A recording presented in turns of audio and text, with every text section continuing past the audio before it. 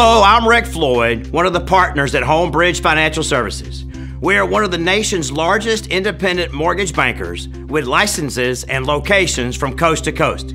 As you may or may not know, on August 1st, our industry will undergo one of its biggest changes in the last 30 years, if not the history of residential mortgage lending. Let's be honest, owning a home is still the American dream, but it's not an easy process. While the August 1st changes have received a lot of positive and negative publicity, they are ultimately good for our industry. These changes make the process more transparent. They make it easier for borrowers to understand the mortgage process in plain language. We truly do believe in our tagline, partners for the path ahead. We believe that partnerships are long-lasting and mutually beneficial. As your partner, we believe it is our responsibility to educate you on the upcoming changes.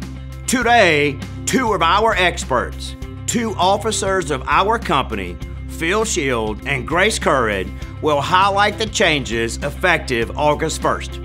I trust that you'll take the time to get educated on the changes coming our way and how they impact our mutual clients. Hello, I'm Phil Shield. As Rick explained, this is the biggest change to the residential lending industry in over 30 years.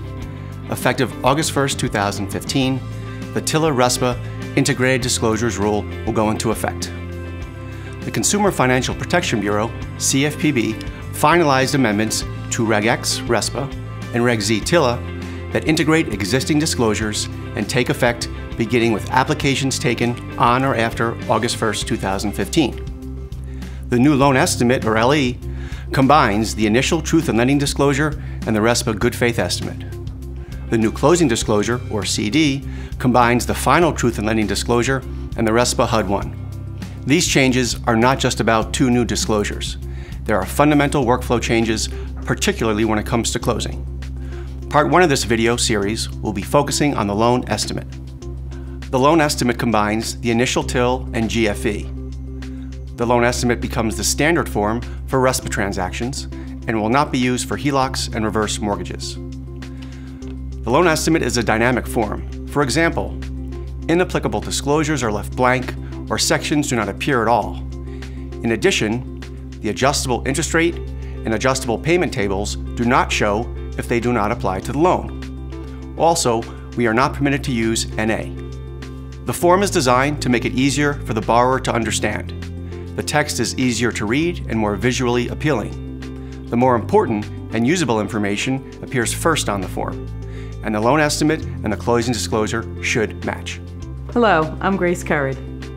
Earlier, we discussed the fact that the integrated disclosures are more than just new forms. The definition of a complete mortgage application, which will trigger when a borrower must receive their initial disclosures, has changed. When the following 6 items are received by the lender, the application is now considered complete.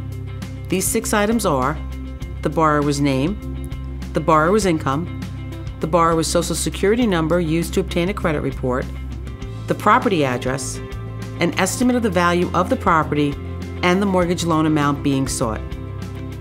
Previously, lenders were permitted to establish their own unique 7th item to constitute a complete application. That flexibility is no longer permitted with integrated disclosures, and upon receipt of the 6 items noted, the borrower must be given their initial disclosures within 3 business days. Consistent with the goal of making this information easier for the borrower to understand, the most important information is listed first, such as the interest rate, monthly payments, and the cost of closing. In addition, values are listed with whole dollar amounts, except the principal and interest, which is listed with decimals. The same is true with percentages. They are listed as whole values when applicable.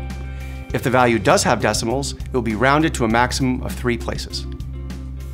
Page 1 of the loan estimate is broken into 4 sections: general information about the loan, specific loan terms, projected payments over the life of the loan, and an estimated cost to close the transaction. Let's break it down further. Date issued is the date the loan estimate is mailed or delivered to the borrower. The method of delivery does not affect the date issued. If the loan estimate were hand-delivered or mailed, the date would be the same. The property address that will secure the transaction must now include the zip code. The sales price or estimated property value will be noted dependent upon whether the transaction is a purchase or a refinance loan. The purpose of the loan will be noted as one of the four following choices: a purchase, refinance transaction, construction loan, or home equity loan. The product is the description of the type of loan the borrower has requested, including whether the loan is a fixed-rate loan, adjustable rate loan, with or without an interest-only feature. The form will also indicate if a rate lock has been provided to the borrower. If the loan is locked, the expiration date must now include the time zone. The loan terms. The loan amount is disclosed in whole dollars. The initial interest rate will be disclosed, and decimals will only appear if they are applicable. As an example, 4% will be displayed as 4% and not 4.00%. Monthly principal and interest will be displayed as both dollars and cents. If applicable, they must include a description of any future adjustments. If the loan has a prepayment penalty, the prepayment terms and conditions must display in this section. If the loan has a balloon payment, the terms and conditions of the balloon payment must also be noted in this section. As Phil previously noted, these forms are dynamic. If any of the answers are yes, there must be additional information provided to the consumer. The projected payment schedule is similar to the existing truth in lending disclosure in that it provides the borrower with projected payments over the life of the loan. The principal and interest payment will include decimals. Mortgage insurance is rounded and shown in a separate column. It will also show the year in which the mortgage insurance will terminate. If a loan does not have mortgage insurance, it will be indicated with a dash. Estimated escrows or impounds are rounded without cents. What is new to this section is that the lender will now confirm if the borrower has requested their mortgage payment to include property taxes and/or homeowners insurance. Although we are currently illustrating two sections, the form is dynamic and only one of the appropriate sections will appear depending upon the type of transaction that is being done. In the case of a purchase transaction, the consumer will be advised of their estimated closing cost, which is detailed in the estimated closing cost line, and will also include a section on their total cash to close, which would include their down payment.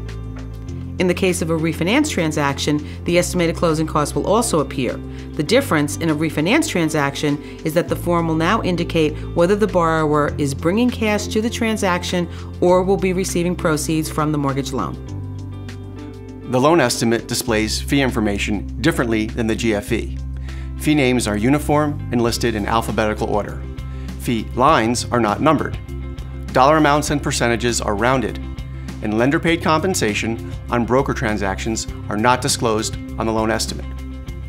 The loan cost section includes origination charges, services you cannot shop for, and services you can shop for.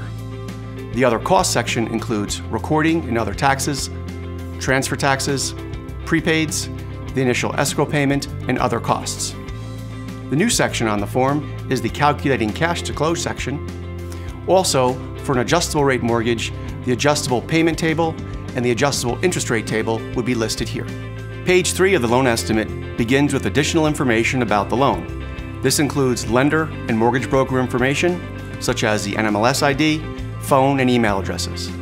The comparison section starts off with the total paid in principal and interest, mortgage insurance, and loan costs in 5 years. This is a new section. The total interest percentage, or TIP, is also new. The APR is moved to the last page. Additional disclosure section includes the appraisal and servicing disclosures, which are new, and then 4 sections from the existing TIL: assumption, homeowners insurance, late payment, and refinance language. At the very bottom is a confirmation of receipt for the borrower to sign. Please note that the signature does not indicate intent to proceed. All fees paid to the creditor, mortgage broker, or an affiliate of either are subject to zero tolerance. In addition, fees paid to an unaffiliated third party if the creditor did not permit the borrower to shop, or also transfer taxes. Fees subject to the 10% cumulative tolerance include recording fees, charges for third-party services where the charge is not paid to the creditor or the creditor's affiliate, and/or if the consumer is permitted by the creditor to shop but selects a third-party service provider on the creditor's written list of service providers. Fees subject to no tolerance include prepaid interest, property insurance premiums, amount placed into an escrow, impound, reserve, or similar account. Also, services required by the creditor if the creditor permits the borrower to shop and the borrower selects a third-party service provider not on the creditor's written list of service providers, and also charges paid to a third-party service provider for services not required by the creditor.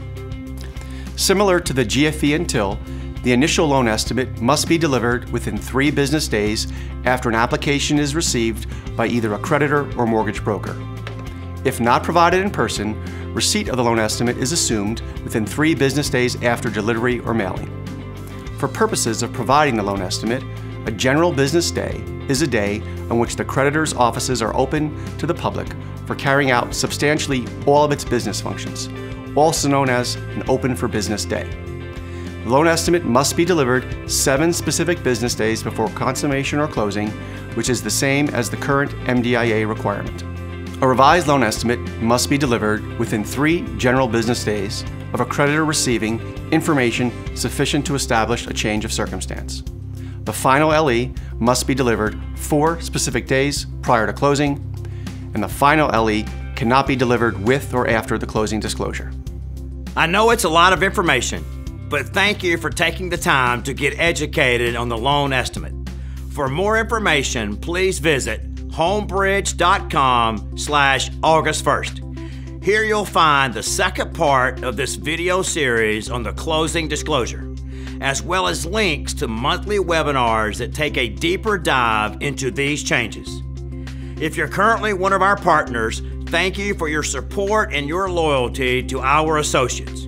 If you're not currently a HomeBridge partner, please visit homebridge.com to find an associate or location near you. We'd love the opportunity to become your partner for the path ahead.